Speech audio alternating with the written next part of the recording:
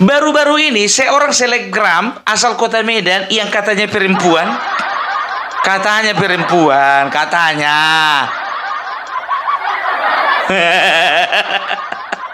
Baru saja menghina foto dari Tuhan Kristus, ya, Tuhan Yesus, yaitu Tuhan dari agama Kristen, ya, dengan menunjukkan foto dengan nada-nada meremehkan dan mengejek, ya. Kita tengok dulu videonya. Jangan menyerupai perempuan.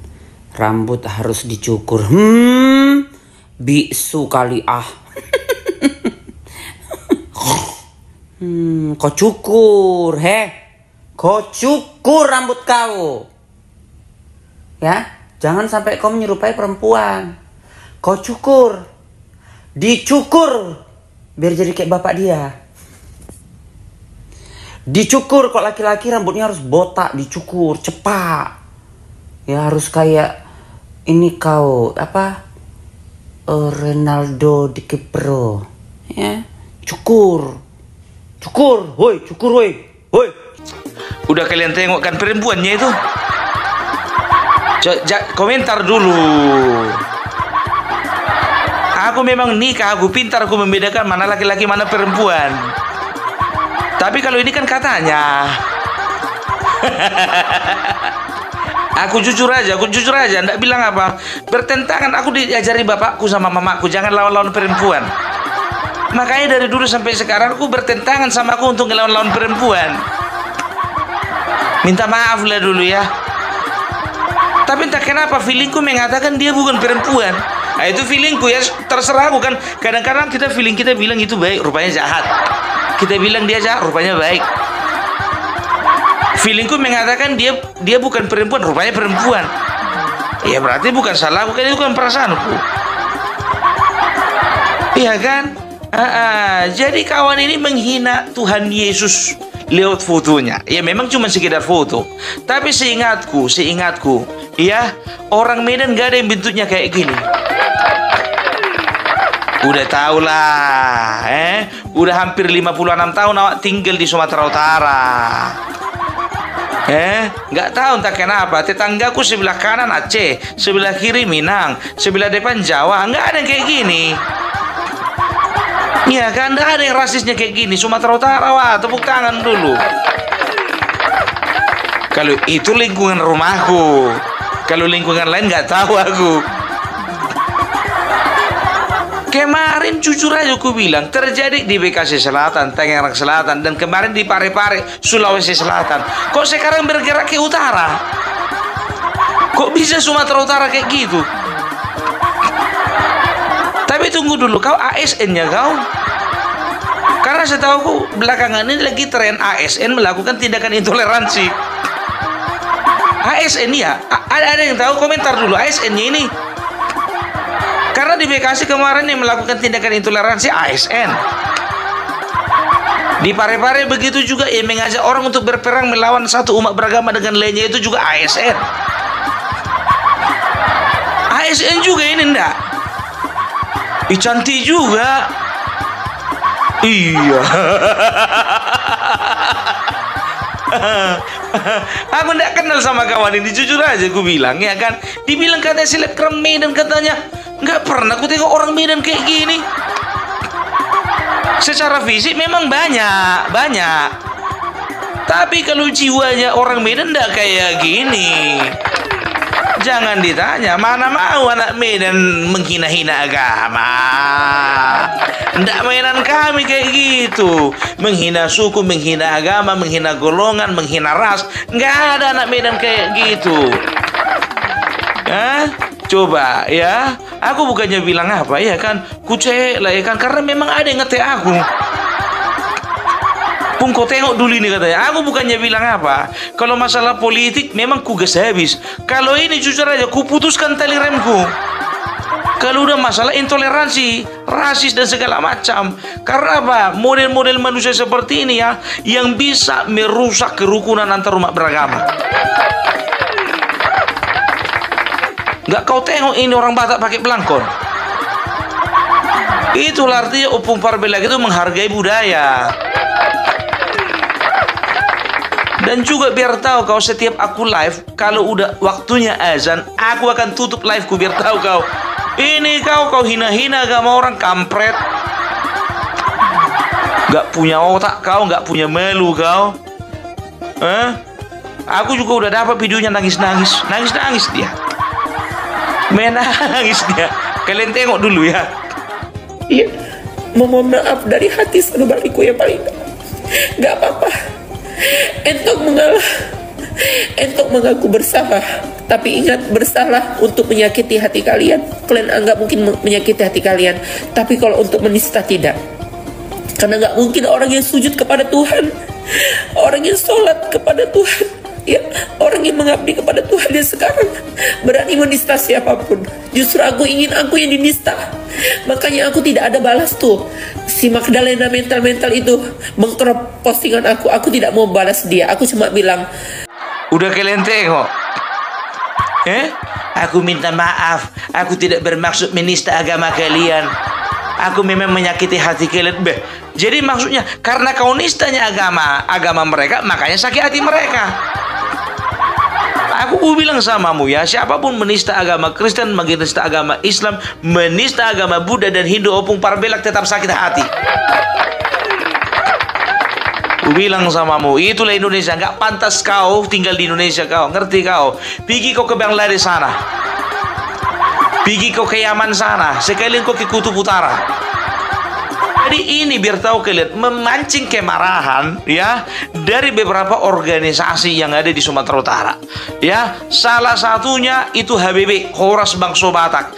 Ku bilang kalian, kalau memang ada menyinggung-nyinggung masalah agama, masalah ras, masalah yang mengganggu persatuan kesatuan Indonesia, ya jangan coba-coba berhadapan, ya kalian akan berhadapan dengan HBB.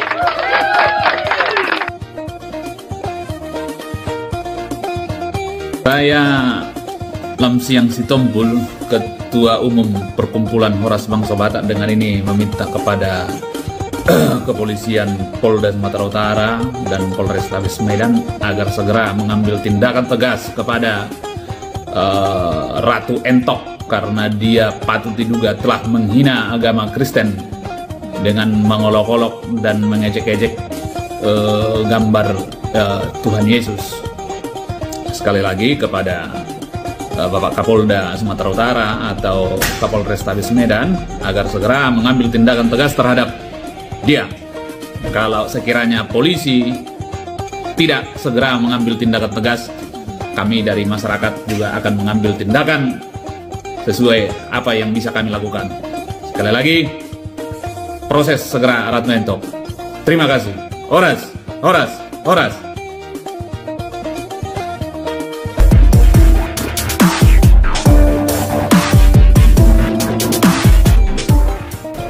Pada hari Jumat tanggal 4 Oktober 2024 kita melaporkan sebuah akun TikTok atas nama Ratu Entok. Udah nampak? Bukan ke Polsek, ke Polda. Ke Polda biar cepat diproses. Mana mainan HBB di Polsek? Bukan merendahkan Kapolsek ya, bukan. Tapi ya kalau ada hal-hal seperti itu langsung ke Polda, supaya apa? Supaya langsung diusut, supaya bisa langsung digari. Aku bilang sama kau ya, apapun alasanmu ya, apapun pembelaanmu terhadap apa yang kau lakukan itu nggak bakalan bisa. Ya, karena apa? Kau itu sudah memenuhi unsur penghinaan ya terhadap agama tertentu. Kena kau. Itu sudah penistaan agama ya. Udah penistaan agama. Sedangkan Ahok gubernur kena penjara. Apalagi kau. Idege. Kau kira bisa lepas? Kita lihat. Ahok gubernur kena masuk dia, apa lagi kau? Apa? Kau beralasan dalam satu videomu mengatakan, aku nggak kenal itu, aku nggak kenal foto itu, nggak kenal fotomu muncungmu itu. Apalagi kalau sudah di Medan, Sumatera Utara katanya berdampingannya di sana orang Kristen dengan orang Islam. Kalau misalnya ada acara-acara keagamaan, contohnya di spanduk di apa segala macam, kau kira orang bodoh kami semua? Gambar yang seperti itu sudah pasti itu mendeskripsikan, menggambarkan Tuhan Yesus. Mau berbohong pula, kau bilang pencarianku ku bikin aja di situ pria berambut gondrong. Aku bilang sama kau, ya, kami ini bukan orang awam yang baru kemarin kenal internet. Kalau misalnya diklik gambar itu yang kau apakan, apa namanya yang kau dapat, itu di bawahnya ada keterangan itu, foto Tuhan Yesus Kristus. Ngerti kau? Jangan kau macam-macam, kurang asam kau. Aku kalau misalnya, aduh, betul-betul lah. Kalau nggak gara-gara perempuan kau, habis kau. Ini kau katanya perempuan kan?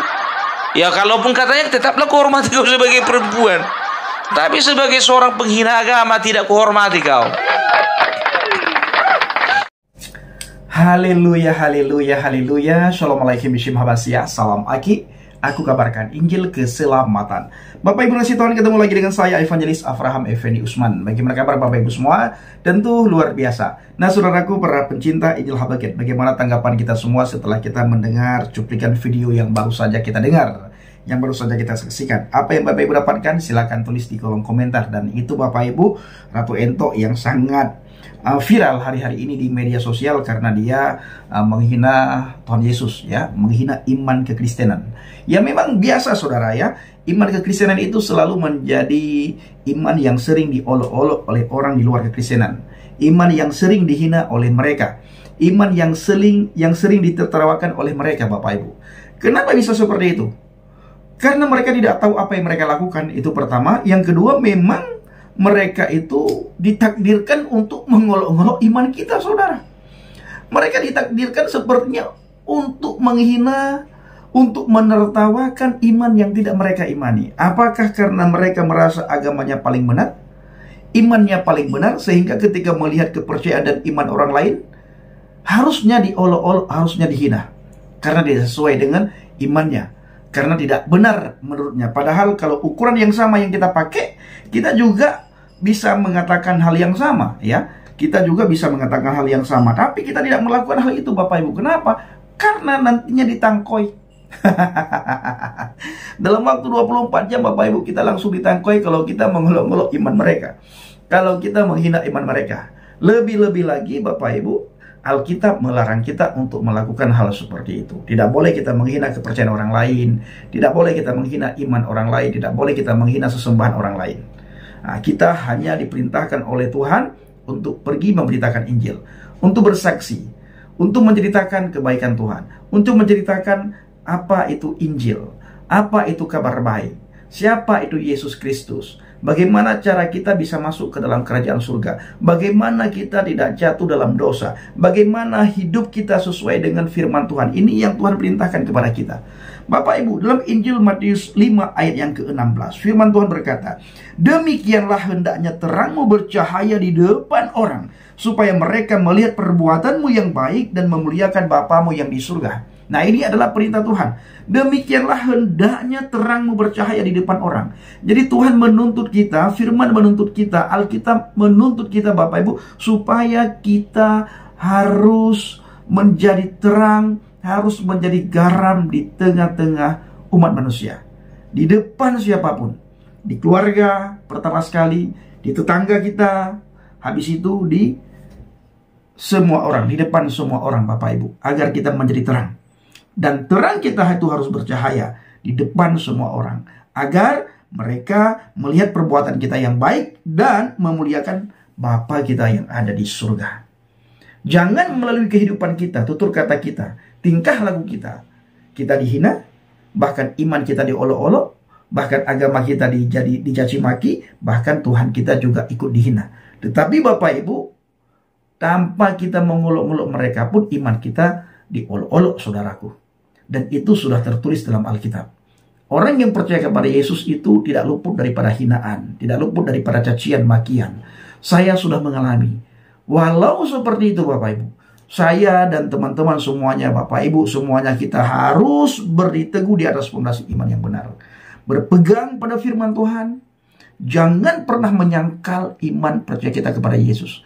Walau kita tinggal sendiri, yang namanya kebenaran, Bapak Ibu, harus kita pertahankan walau kita sendiri. Kebenaran itu harus kita pegang erat-erat, walau tidak ada orang yang menerima kebenaran itu. Walau semua orang beralih, ya, meninggalkan kebenaran itu. Kita yang sudah tahu kebenaran, kita harus tinggal dalam kebenaran. Kita harus pertahankan kebenaran itu, dan harus kita pegang kebenaran itu walaupun kita sendiri. Tidak ada orang yang membela, kebenaran tetap kita pegang. Nah, ini saudaraku, makanya saya tidak pernah jemu-jemu bersaksi, tidak pernah jemu-jemu mengajak saudara semuanya supaya kita selalu berdiri teguh di atas fondasi iman yang benar. Sekali lagi saya membacakan Matius 5 ayat 16. Demikianlah hendaknya terangmu bercahaya di depan orang, supaya mereka melihat perbuatanmu yang baik dan memuliakan Bapamu yang di surga. Haleluya, haleluya, luar biasa. Dan Rasul Paulus mengatakan, Bapak Ibu, hendaklah kebaikan hatimu diketahui oleh semua orang. Ya, hendaklah kebaikan hati kita diketahui oleh semua orang. Jangan kejelekan kita yang diketahui oleh orang, tapi kebaikan hati kita. Nah, perbuatan baik kita. Nah, kita bertutur kata yang manis, yang sopan, yang lembut, yang ramah. Nah, kita punya karakter yang baik, karakter seperti karakter Kristus, Bapak Ibu. Karakter yang mengasihi, karakter yang mau pergi memberitakan Injil, karakter yang mengasihi jiwa-jiwa, karakter yang peduli terhadap jiwa-jiwa. Dan itu semua kita dapatkan apabila kita dekat dengan firman Tuhan.